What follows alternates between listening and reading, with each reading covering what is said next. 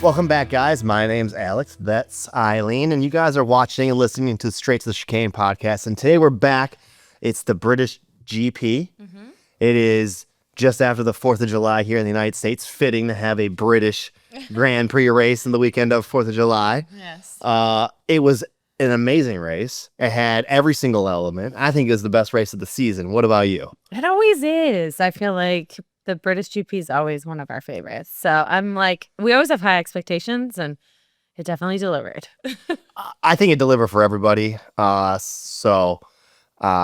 stressful. It was high stress. Yeah. A lot of tension, a lot of drama, a lot of everything. Dude, Nico Hulkenberg. Nico Hulkenberg. Yeah. Finally got his professional Formula One podium after like But at what cost? 238 races. 239. 39 races. That was 239. close. Yes. But yeah, compared to the week before, which we didn't make a podcast of, just because of work and everything we had. So sorry about that, everybody. And those of you who listen, thank you. We appreciate you.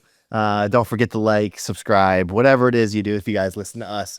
But yeah, the British GP was honestly one of the, like I said, the best race of the season.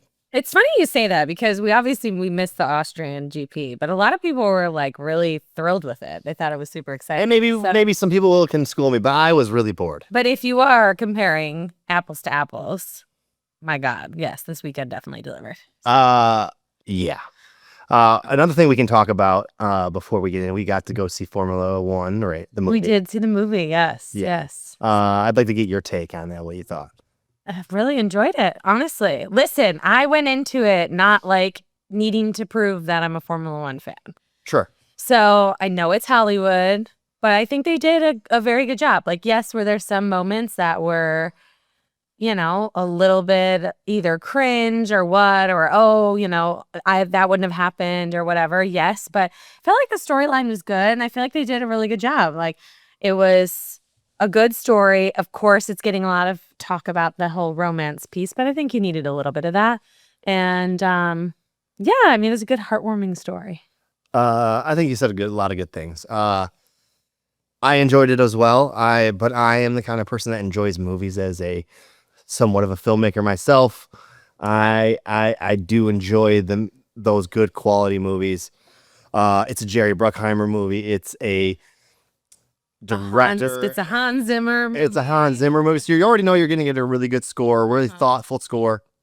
And if you haven't listened to the music, that's, I think, besides maybe the soundtrack, which you can have your own judgment on. Right. I think the score is really, really well done. Yes. I know that you have mentioned you think one of those songs should be the theme song for Formula One. Yes. No, I think I don't think that will happen. And maybe the opening credits would be perfect to Hans Zimmer's F1. It's the song. It's his first. It's the first song on disc 2 if you're looking at Spotify. But yeah, I thought it was well done. You know, I think it kept you engaged the whole time. I think a lot of people and listen, everybody has their own opinions, but I think a lot of people who are out there really hating on the movie, they went into it with this, I literally saw so many videos on social media that were getting ready to go, actually at the movie. And it's well, you're not there to fact check it. This isn't a documentary. No, It's I know. movie Exactly. for entertainment. I agree. That's, of course, I feel like they did a good job too, even for some of the commentating. They would explain during oh, yellow flag, is for this, or this is what's about to happen. Now, granted, do we think that there's people out there seeing every single race? Probably not. But it made it kind of funny. So yeah, that was a little funny. well done. I like I said, before I did enjoy it. I thought it was a really well done movie. It's going to help people that maybe aren't even fans go into it and say, oh, what else is going on in Formula One besides this? Oh yeah, there's Drive to Survive, which I think they even mentioned in the movie. Mm-hmm. Yeah, no, they did, because they were talking to somebody and he's oh, I binged all of Drive to Survive, got caught up, so obviously there's a lot of things. And I mean, America is the fastest growing Formula One fans currently. They have done a lot of surveys. And it's definitely going to continue to bring new people, I would assume, to the sports. Yeah. So the last thing I will say about it is that if you look at the numbers, it's the best grossing movie this year. It's been top grossing for I think it's compared to even last year's movies. It's number one. It's bringing people into the movie theaters. Granted, our experience was a little not so bad because we went on a Monday evening, so it was real chill. Yeah. You know, We didn't go opening weekend. We obviously like waited a couple days. We did go the Monday after opening weekend to see it. But yeah, no, I think they did a good job. I think it was entertaining. It was really cool to see the drivers. I thought it was, great to see the tracks.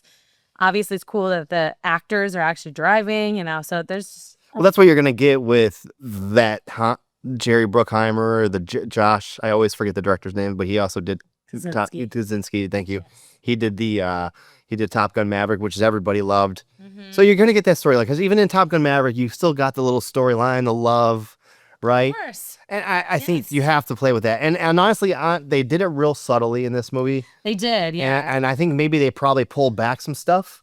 There Well, probably was more in there, Yeah. and that's fine. Pull it back. You only need just like modern day movies just need a little. Yes, yeah. You know, It was enough. It was enough to kind of entertain you that way, but and sell the story because it's not even like they ended up together. well, yeah. And some people are going to the movies. They're not going to the movies for the same reason I am. They're not going to the movie to see it for the same reason you are. Yeah. And so maybe they go like the movie because of that particular thing. So Listen, who am I to knock it? It was done subtly. It was done tastefully enough that I was okay with it. yeah, like there's some people who probably they've never watched Formula One. Like I saw people that were hating on Lewis. Spoiler alert, but they were mad at him because he crashed into Joshua Pierce, who was going to win the race in Abu Dhabi. Yep. So, definitely, I think everybody's going to form their own opinions, but we were entertained. And And I'll say this, and I say this a lot even at work, is that the soundtrack and the sound design is very important. And that's what I think I enjoyed. I was kind of on the edge of the seat, kind of with the music. yeah, no, for sure. So I felt that way too. All right. Anyways, back to Go see it if you haven't seen it to yet. the Britain GP, because honestly, going into it, watching practice, Lewis looking good, Ferrari looking all right. Yes. It was warm. It was hot. Yeah. Not your typical British GP. And then all of a sudden we start hearing, oh yeah, it's going to be rain. It's going to rain. Yes.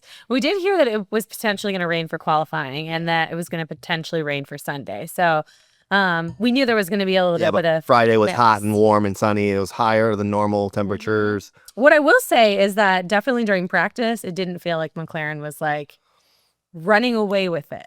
No, they didn't. And like I said, Lewis in particular looked really good. I think he was first or second. And Lewis topped P1. Yeah. Charles topped P3. Okay.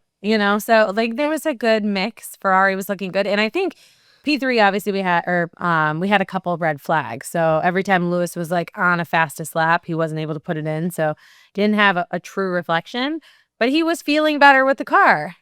Yeah. And then circumstances changed and it rained and things got different. Yeah. They woke up to rain. They arrived with rain, heavy rain, and then it kind of cleared up a little bit right near the start of the race.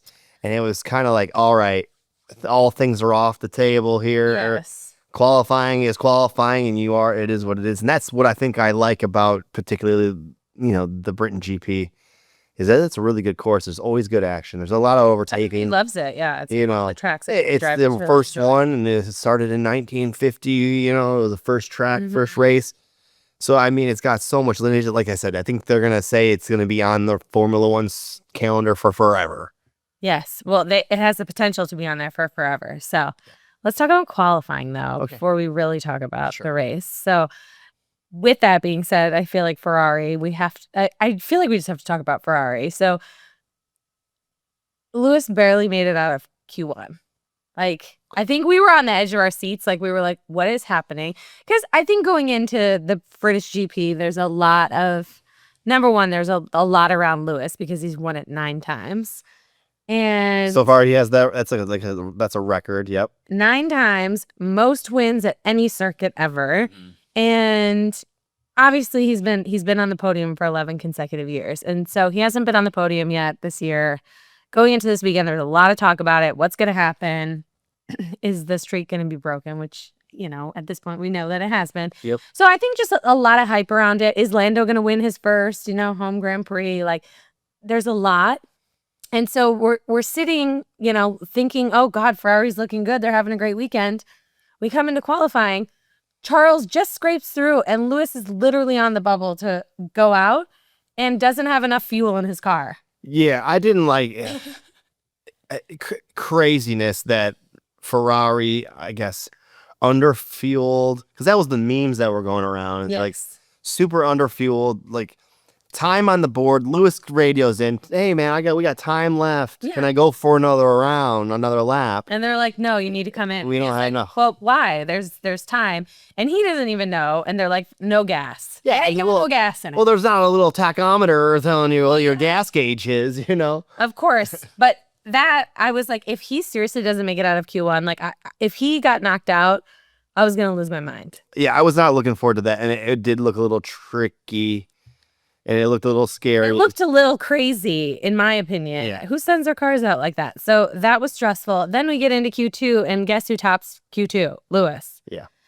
And it's like, I think he set precedent, and then yeah. So it was a roller coaster for Ferrari fans this weekend. I think it definitely was. And then the race was like a mixed bag for them. But I think just kind of talking about qualifying, you can never rule Max Verstappen out, can you? No, even though he complains and has issues, like visible issues with the car, the rear wing has been talked about the whole entire weekend, that it's smaller, less downforce than every other car. And that was the thing. So he even said it post-race today. He was like, it was a good gamble to run the tiny wing for qualifying, but not for the race. But I think it's just, obviously we know Red Bull's having challenges. And I think there was a whole lot of speculation coming into this weekend about... And so hold up, I guess we should talk about that. Okay. Go ahead. That's what I was trying to get to. But there's a lot of speculation around, obviously, the Red Bull camp. We've seen the downfall of many people moving, Adrian Newey, Jonathan Wheatley. Obviously, there's this new rumor, which we thought was fake, which, I think any type of sport, it seems crazy when somebody's going to change teams. But coming into the weekend, the big conversation was Max potentially leaving Red Bull at the end of the season and going to Mercedes. So in order for that to happen, he would have to have the clause in his contract, because his contract is until the end of what? 28. So a few more years down the line. Correct. Yeah. So I think, there's always been rumors. I think there's some type of rumor if he finishes like third, or if the team finishes like below third or something, he has a clause. But I think he's probably going to have to pay some type of a penalty. Which he can afford. Probably the penalty. I'm sure. But he's also the hottest commodity. So and clearly teams are going to be fighting to get him on the board. Now, I never thought that Lewis Hamilton was going to leave Mercedes. So I think everyone's probably feeling the same way about Max. Like, is this conversation even real? But I think it's more possible than what the Lewis one was, because there has been so much visible disagreements and arguments between the two groups. And then Max has kept it very professional, because he's on the team, and he's always kept it very PG, I guess I would say. Sure. Compared to what his dad has done, and probably what his management has done, said up behind cameras and off camera and off record, so. I think that this weekend, obviously, he was hammered with questions. Toto was hammered with questions. And I think everybody did a good job of not answering anything with a definitive answer. So Toto's made it pretty clear, because obviously we know George Russell hasn't been signed. George and Kimi are both on like 1 year contract. So there's nobody signed for Mercedes next year. So, what is that going to look like? And it's like, we've seen the animosity with George. And George always has animosity with people. Like, he had animosity with Valtteri Bottas when they weren't even on the same team yet, just because he wanted his seat so bad and thought he deserved it. You know what else talking about George Russell on, now that we're talking about that? Not only the Max debate, and them always having the little back and forth arguments, the little side-handed jabs, you know what I mean? The little uppercut, little comments. Does he have a George Russell stand, like grandstand? Because Lando's was pretty massive, and I know Lewis has had one. Never had one. But a lot of people, I don't. Yeah, he has the Lewis sense. Hamilton has the main straight. I know that they awarded him. I know you're not wrong. But I know, but George does not have his own grandstand. Lance Stroll has one in Montreal. The only person which is modest and it's pretty good. The one here was in big. Silverstone, and they added more. I think the Lando stand started with like maybe one grandstand. It sold out like immediately. I remember people buying tickets for it. So they have 3 full grandstands for this weekend. Yeah, it was big. It was huge. Yeah. Lando is like very popular, clearly. And, so hey, he had his pop-up shop. He had, his quadrant stuff for sale. There was all sorts of stuff. But I think George has a smaller following because like there's Lewis fans, the older fans. There's the newer, younger generation fans that like, are really enjoying Lando. And I think George is kind of in the mix. Like he definitely has a good following, but when you compare, like I think it's Lewis and Lando is like the predominant. And then who else anyone else from Britain there? Well, Ollie Behrman's brand new. Yeah. And then he's a little bit. Alex Albon. Yeah. Honorary. That's his second because he's Thai. Yeah. And so I think he carries the Thai flag on his car. And they're looking at actually adding a track for her, like potentially, Taiwan, what is? So he would have a home race. I mean, I don't think they need to add any more races because they race enough. Mm-hmm. Yeah, I don't know. I mean, these rotations will get crazy over the years if there's so many places. Yes. And then I would say you could probably take one away from fucking the United States. No, I'm just kidding. Not Coda. No, but Miami's on the track for like 40 years. Remember? I know, but 2041. Miami's no different than Vegas. It's one and the same. Mm-hmm. It's both party places. But Liberty Media. I know. I know. I'm like, well, they invested so much into Vegas. And I mean, exactly. And it's generating money to their city. So that's the thing. They'll stay here in this country. King. Yeah, it is. Yes. Anyways, back to Max Verstappen. So, I mean, for me, I'll believe it when I see it or when there's a little bit of a bigger conversation, I feel like.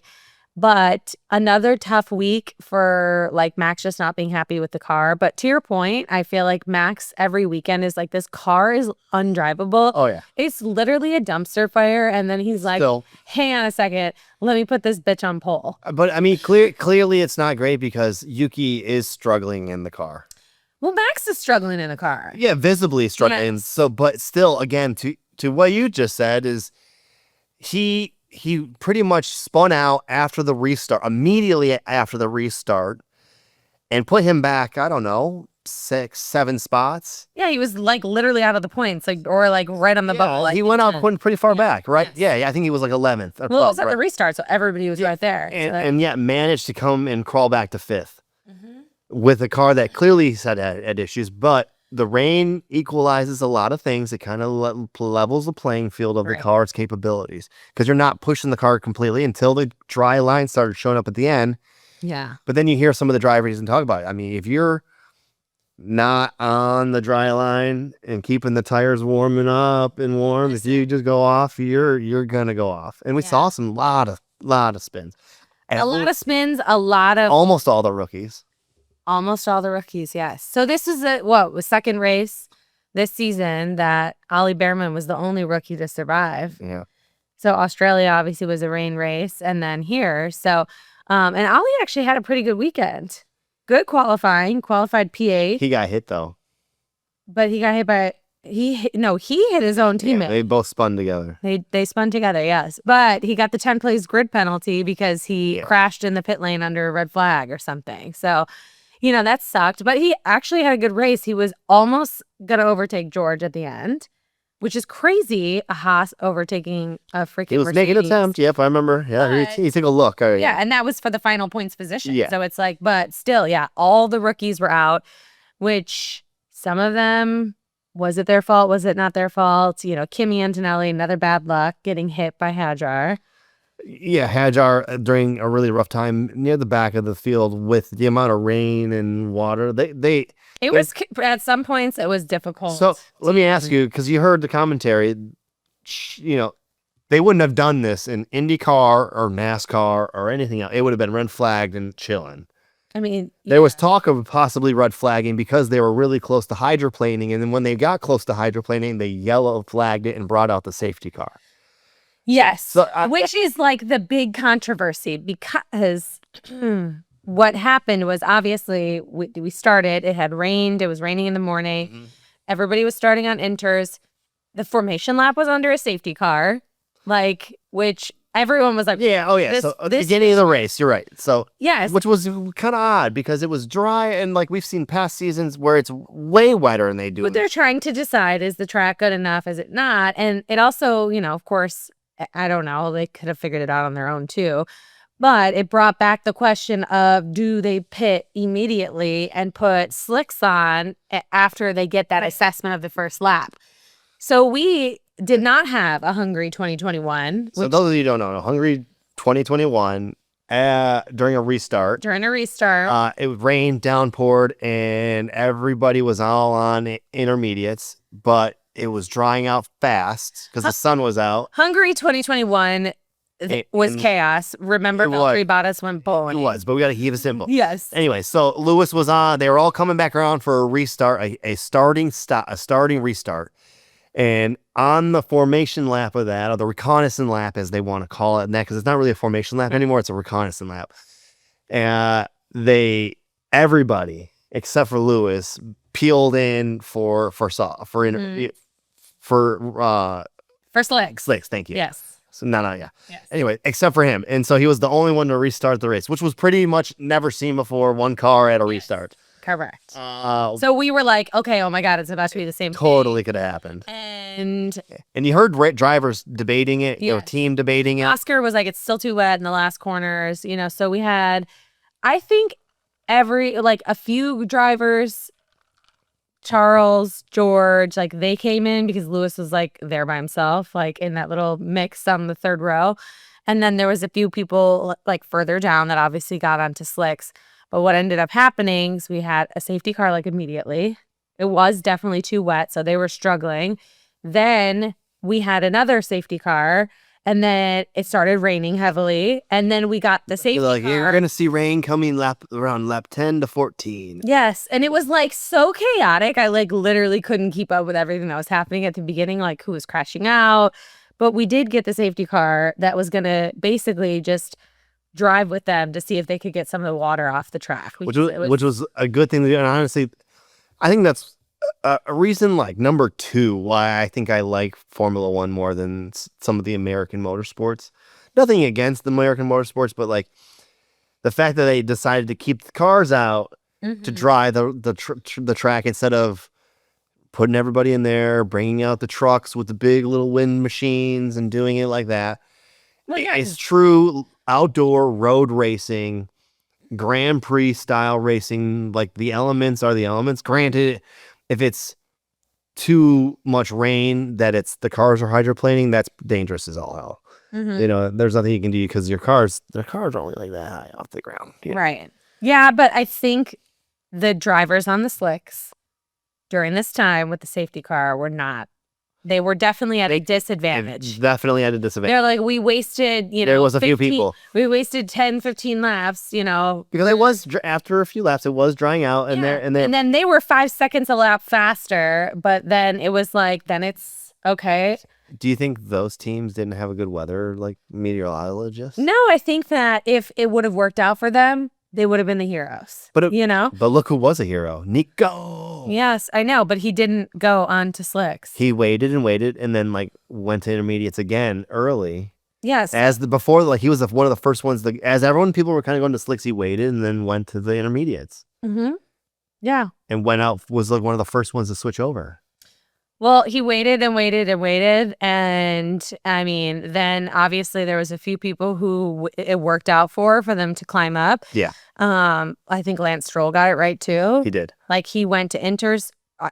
He went to slicks first, was able to gain some of an advantage on those softs, and then went to inters right when he needed to switch and came out, because he pit 1 lap earlier. So you were either a hero or you were a loser when it came to strategy today. You either got it right or you did it. And that's the gamble you take. And I was who's putting them on hard slicks? A Mercedes. Every time. I couldn't believe it.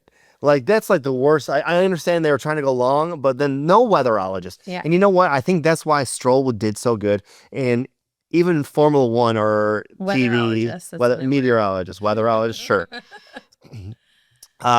They had somebody at the Aston Martin Oh yeah. headquarters, and I think Aston Martin also had their team there relaying the weather and being able to probably track it extremely precisely because they're in a nice location just outside of the Or racetrack. have their freaking like And I think they had McLaren. they made the right call. They did, but here's what I'll say is they made the right call for Stroll, but they didn't make the right call for Alonso, and Alonso was very vocal about not being happy. And then at the very end of the race, I said he should do a Sunny Haze. And if you don't know what a Sunny Haze is, it's Plan C. Plan C, chaos. Yeah. Chaos. He could have, not should have, but he could have caused a yellow flag late in the race. He could have, but he ended at the points. So He did. Yeah. But He didn't do a Sunny Haze because a Sunny Haze is a movie. Yes, of course. But Alonso, I think, was not happy, and they did not get it right with him. He lost a lot of positions. Yeah. He was confused on why, and he's like, it literally told his team over the radio, "You guys always get it wrong with me. You guys always do this to me." So, but, hey, Stroll, for some reason, I think performs in the rain sometimes. And so, good for him. He was running P3 for a while. So, hey. He was, and he was looking strong for a minute. And then I think the tires kind of gave up on him. Yeah, I think so, too. So, but interestingly enough, I think the strategy was a big, component that played into it. Of course, the weather. But there was like two different races happening. Like the people who decided to gamble on gone slicks early. And it was George is always the gambler. Like if he needs to roll the dice to go on slicks, it's gonna be him. Like literally, second stint. Hey, we're running P7. What do you guys want to do here? Like we might as well take the gamble. And they literally were like, yeah, we want to take the risk, but we don't want to commit suicide. And then what do? One lap later, put him on hards. Yeah. What does he do? Spins out. So Antonelli spins out on hards. It was wild. Yes. Yeah. So, it didn't work out for George. It didn't work out for Charles. They were both on the first round slicks, then to inters, then back to slicks. And it didn't work out great. Honestly, it was a really good race for tire strategy, rain strategy. Mm-hmm. It was that, I think it was all the elements of Grand Prix racing that were all involved on this race, which I enjoyed. Right. It wasn't just a normal hot race that the cars that perform really well at warm weather races were just running away with it. Because for a moment, Oscar Piastri, and we should talk about this for a little bit because we haven't really touched on it yet. And it's already almost 30 minutes into this. Oscar was running. He had a really good lead. Mm-hmm. Oscar was able to overtake Max in the first stint. Yep. Max was really struggling on his inters. Visibly, you don't see many mistakes from Max. And you were seeing struggling. He was struggling. The car setup wasn't right. Yeah. It was not working for him on any stint from that perspective. But Oscar was able to get him, take the lead. Obviously, we know we had a bunch of safety cars thrown in the mix there. But even I kept commenting, why is Lando so far off? Lando is so far off in P3. And he obviously gained on Max and was able to catch up. But then we, got to obviously the second stint post right around behind the safety car, shall we call it. Yeah. But that really, I think hurt Oscar because obviously they were slowed down. And Oscar at one point had a 13-second lead. Yeah. And then we were ending the safety car. And Oscar did a little something. But he did the same exact thing he did the last safety car in the same race. Not much different than what George Russell had done a few races prior. I'm over this argument of George Russell doing the same thing. Because it's not the same thing. It's similar. It's not. Because, and everyone's trying to justify that. Even Max is trying to justify it. And this is just I think that was one of those underhanded little jabs that Max would do towards George. This is people have done it all the time because they protested the Canadian Grand Prix because they finished under a safety car. George did slow down. Max did pull up next to him. But the race was finishing under a safety car. because of an accident, because there was an accident on the track. Yeah. This safety car was because of weather. Yeah. And it's very, in my opinion, watching the two separate incidents, Oscar braked a lot harder than George did. And sure, I haven't seen. Definitely, if you look at I can't guarantee. He did. They've showed the brake pressure wise, he's way less than George. 100%. So he went from 220 kilometers per hour to like 60. 56 or something. Yeah. So okay, that's a pretty heavy brake check. It's a clear brake check. Mm-hmm. So sure, does Max rolling up hot and going past him make it look worse? Yeah. So what did Max brake at? Because essentially, when the face car's light turns off. Well, allegedly, it happened at the same exact time that he braked. So it's like perfect timing. That's why it was like, I mean, they're all using strategy and trying to take advantage of every moment and every section they can. Yes. And the race leader controls the pace, so they get to choose when they want to go. So of course. I guess my question is, for all of this that we've talked about, was it worthy of a 10-second penalty? I mean, I don't think it was worthy of a 10 seconds. I thought I was like, oh, that's a slam dunk. You did. I was like, clearly slam you dunk. It's a penalty. Oscar's getting a penalty. And I literally was like, Oscar's getting a penalty and Lando's going to win. Like, it is what it is. So was it rigged all? But did I think, listen, the British bias is being discussed heavily already on Twitter. So, Is it because they had all those people there for his stands? That's why? No, I think that they're saying that the media and the FIA are like in support of Lando. So. I mean, it's possible. I mean, he's good for business, right? I mean, listen, at the end of the day, Lando was catching him. Do I think that there's so much carnage? Do you want to keep the battle going between the two teammates, the rivalry going? We're now halfway through the season officially, and now they're like 9 points apart or something like that? They're very close, and I definitely think this brings in, some. We're halfway through the season. Yeah. There's a lot of time, a lot of things that could happen. Look, it's already happened. Yeah. Yes, exactly. I hope we get some different race winners in the second half, because last year we obviously had a ton of different race winners once it got to the second half of the season. So hoping to see a little bit of that. But I knew Oscar deserved the penalty, in my opinion. I don't think it's a fair comparison to say that the incident in Canada with George is the same, because it's not. And I understand Oscar's frustration with it. He was clearly, this is the most I've ever seen him frustrated in his Formula 1 career. Yes, I don't think we've ever seen him that way, but I don't agree with him asking the team to give the permission for that's strategy, and he even said that. If we don't agree with it, if we're going to fight it, because of course the team's like, what the hell is this penalty? 10 seconds, like, hang on a second, let's run it back and, figure out like what happened. They need to look at, all the information. And Oscar's like, well, if you guys don't agree with it, then we should just give me the position back and we can fight for it. Yeah. I mean, look. Under what planet would that ever be like ideal? Like, it wasn't Lando's fault. And listen, I like Oscar, so I'm not like saying. No, I know. And it was all at that point, it was timing with the strategy and the teammates. And I think he's said right? Like he said, I don't think that would be an ideal situation, but I had to ask. Yeah, exactly. And so Oscar had a really good first. He won the race before all the crazy rain and all that stuff. He did all the things that needed to be done. He had a really good time. Yeah. He made a major mistake, and it caused him a 10-second penalty. He served the 10-second penalty. He came out 5 seconds behind his teammate. He started to slowly crawl it back a little. Yeah. But those two cars are probably too similar, and at that point, there was not going to happen. Yeah, you know what I mean. There was not going to be. You go offline at that race when the track is drying, you're not gonna pass very well. And I think too, he wasn't happy going to slicks at the end, because the track was a gamble going to slicks at the end.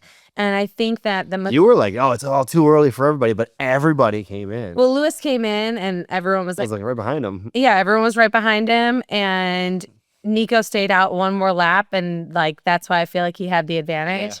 And, Lewis was on soft, so I think he cooked his tires a little bit more. But it was still like But they at least put him on the right slicks. Everybody Finally.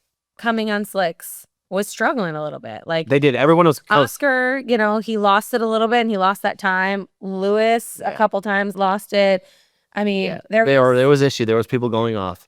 And think about it, coming out of the pit lane on slicks that not a lot of cars are going on. Right. It's just completely wet. Yeah. And so your tires are immediately on there and wet, off the line, coming back into the line. Yeah, it's definitely tricky with slicks. It was a gamble, like I think at the end of the day, but I think that was part of it for Oscar at the end was he was struggling, and the announcers even were saying like Martin and Ted were like, or Martin and Crofty were like, I think it's too early for them to be going out here.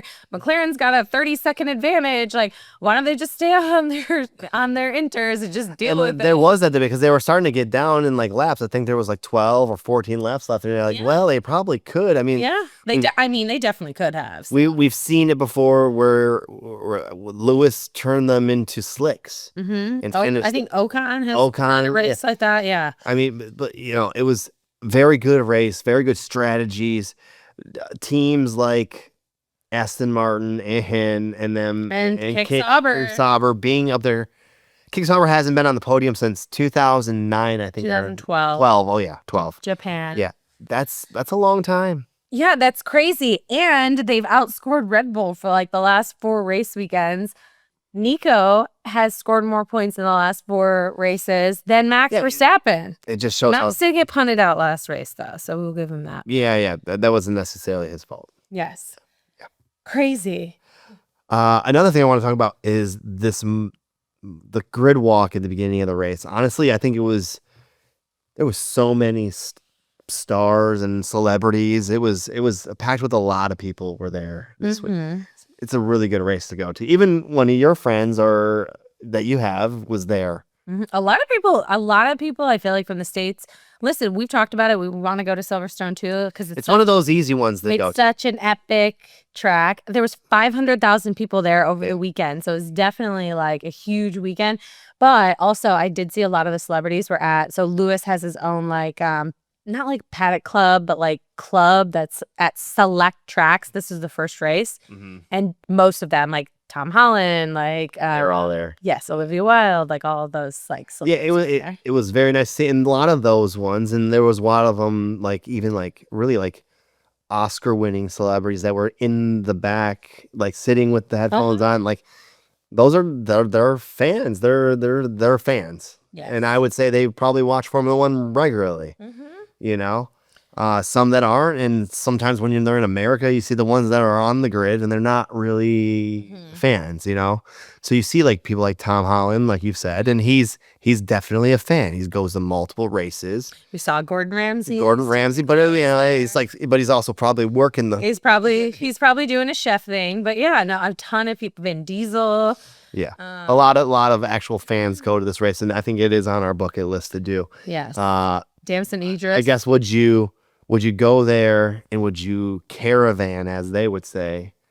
Because I'm curious, because I see a lot of the caravans. We camp and we RV here at the Austin track, and I feel you like see them do it there, and I feel like that's the best place to do it. That's like you gotta. Yeah, I mean, a lot of people I feel like that we're friends with that are like on our social media that I've seen go. A lot of them do camp. Yes. So I guess that's the questions for some people that have never gone is you tell us if you guys are from the UK or about worry about public transportation and it's the parking and all of that is crazy. And that's how it is here, and that's why we like to camp at Austin. It's the same thing. It's convenient being able to be close to the track, not having to deal with like all the stuff. I mean, you hear horror stories about some of the tracks. I mean, we've been to the Canadian Grand Prix and it's been a nightmare getting out of there. Everyone's leaving at the same place through public trans, and it can be really challenging. So, but yeah, I mean, we'd have to do more research, but you see it when you get the overhead shot. Like it feels like so many people are camping. So that seems like the vibe. Yeah, there are a lot of people that camp and caravan because camping is different than caravan. Caravan is like showing up with the RV or the camper here, right? And camping is Yeah, I think tent. it's honestly mostly people that are camping tents. Yes. Maybe that's what you gotta do. That and like Austria. Yeah. But you always see the people in Austria that like put a pool up and A little. they literally have like a freaking full size pool and they're just out there in it like during practice. Where are they getting all that water? You know, No clue. I don't know. No clue. Yeah. Anyways, that was pretty interesting, and yes, this race was really, really good. And if you haven't seen it, I really highly recommend that you do because it was one of those top tier ones that really make it interesting to watch. Absolutely. And if you're ever looking for good races, I feel like any year Silverstone always delivers. Yeah. I'm like I think it's been in our top races probably every season. I've always really enjoyed Silverstone. I mean, last year was special, and I will say F1 did like a whole I don't want to call it like a Super Bowl or like a March Madness chart, like when you choose your favorite. So it was like, what's your favorite British Grand Prix? And it got down to the finals, and one was 2020 with Lewis on three wheels, and then one was last year, Lewis winning. So, which was special. It ended up being. There's always good racing. There's always good racing, yeah. I mean, last year was great. So, yep. Yeah. And if you guys haven't seen, which I hope most of you have, is the 2020 first race, because 2020 they had 2 races in Great Britain. And that's why I don't understand why, and I figured that out, sorry, that Max has won there twice. Yes. Because I'm like, I don't believe this, but it's because he won the 75th. Yeah, which was an anniversary special race. But they did it because of COVID. And so it wasn't the British Grand Prix, which was like, that's so confusing. So I'm like, I know Max has won here twice. Yeah. Anyways, but yes. And that's the race to watch is the first one, because that was the one that had crazy tire blowouts, and Lewis Hamilton's tire blew out on the last lap, and he finished the race on 3 wheels as Max Verstappen was hunting him down. Yeah. It was very, very, very good. Very classic. 2020, 2021 are some of the best racing you're going to see. 2020 was like, you knew Max was coming. Because Red Bull had figured the car out, and finally, because 2020 was so dominant for Lewis. Like, I mean, that season, it was just unreal. But there was good races. Then there was weather, and there was we had like the Pierre Gasly win, and like even 2021, like there were so many good races. Yeah. So I highly recommend going back in that little bit of archive before you go, as well as going back even farther. We've got a couple weeks off until the next race, so I think if you're looking for something good, go back in the archives and you can watch during that fun. I think there's some good ones. 2009 and up has got some epic races, so I highly recommend it if you haven't. But I'm sure if you're diehards like us, I'm sure you have already. Yeah, it's always good to throw one on to make it, like background noise. So I think we beat the British GPA to death. I think we sold it. I think we moving on to we have a week off, and then we're in Spa. Ooh. Yeah, I know. Very good. And I feel like Spa, we always get a little bit of driver announcements. It's like the kickoff of silly season. Like we're getting close to being a little bit of a summer break. I think we're getting close to that. You're right about that. Summer break's very close. I keep hearing people talk about car upgrades are kind of now starting to wind down. We're not going to see much more major car upgrades for sure. Yeah, most people are moving on to 26, so we'll see. I think they have to. I think it's starting to run away with it with McLaren.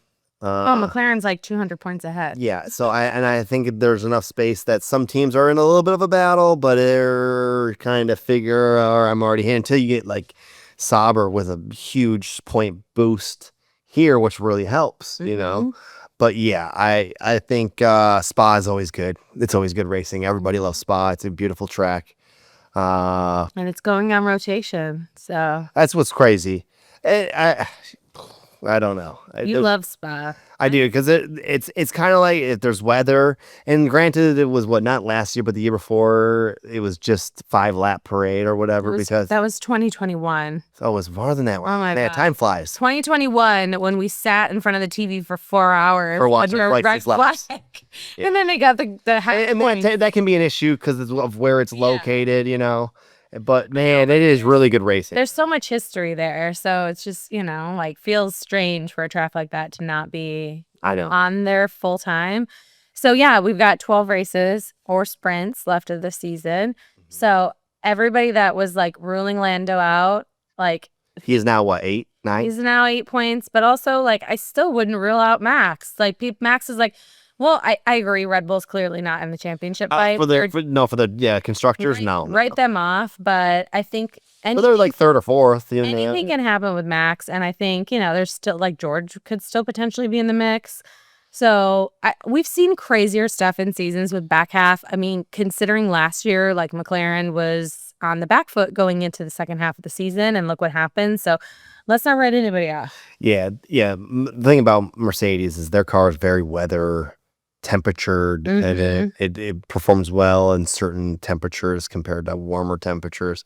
So we'll see. Same thing with Ferrari too. It's like it does. Yeah, that car seems like there's a lot of issues. We've heard now both drivers say there's definitely issues besides the car. Leclerc or outside of like Leclerc, them tweaking certain things. The car has got issues. Leclerc struggled today. This is the first time I think I've seen him struggle that bad. Put him on hard. They put him on hards. And put him on hards. Yeah, he just struggled irregardless. I don't think it mattered, but yeah. It was a tough weekend. He did say that there was something with the car. He's not going to go into detail, but they know what it is for qualifying and they need to talk about it. And it's like, I feel like we've been saying this for many races. So, yeah. But Leclerc, we've always seen, while he historically has qualified well, he hasn't been qualifying like amazing to his own standards, but then his race pace, he's always really like performing well. So today was unusual to see. So yeah, but he'll bounce back, or he'll go to Red Bull when Max goes to Mercedes, and shit will just hit the fan. Yeah, so who knows? Cool. Another thing I was thinking about before we kind of wrap things up is Pierre Gasly had a pretty good race. That he did, yeah. Alpine, I mean. Yeah. Typically, they're a little struggle and have some issues, but he's been performing well lately. Yeah, no, he had his season best finish in P6 because he got Stroll like right at the end of the race. Yep. But I think he did. The reason Lewis wasn't on the podium, I think he did a great job defending. You think that was the reason? And the timing was took him a while to get through. Yeah. So there was a lot of that right around that pit stop area, and the timing with all that. Yeah, he definitely probably caused because it was like 9 seconds once all the tires got switched on the hards, and that's how far back he was. Lewis was 9 seconds back behind Nico, and that was a pretty tall order. Yeah, and I think back for him. Pierre kept him behind. He kept Max behind for a few laps. He kept George behind the whole time. George kind of struggled. Yeah. So, but yeah, kudos to Pierre. I think the winner of the weekend definitely, of course, Lando winning his home Grand Prix. Yeah, which was great. But he wasn't driver of the day. He was not driver of the day, and I think everybody watching was just so happy for Nico. Like, listen, wanted Lewis on the podium more than anything, but if we had to sacrifice it, I'm glad it was Nico. Yeah, absolutely. From 19th, literally last, because Franco started from the pit lane. Yeah, and then didn't start. Like, he was stuck in second gear. So literally, Nico was in last place to podium. So. Okay. What a way to do it. I know. What a way. Well earned. It's congratulations. Driver of the day. Yes. Yep. So I guess that's it for me. I think we beat this to death here. Yeah, no, great weekend. It was. Really enjoyed it. A week off and then Spa. 2 weeks off. 2 weeks off. Yes. A little mini break in the summer. Yes. So go back and watch some of those great races. That's right. All right. Well, I think that's it for me. That's it for you. Thanks for listening, guys. If you guys haven't, please, if you made it this far, holy shit, thank you very much. We appreciate it very much. If you guys like, comment, tell me what you guys thought of the race, what you thought of the penalty, whatever, like, comment, subscribe, all that kind of garbage that you guys got to do. It helps us out. We're trying to grow this community and grow this little thing that we got going on here. So, I'll leave it with that. Thank you guys. See you next time. Bye.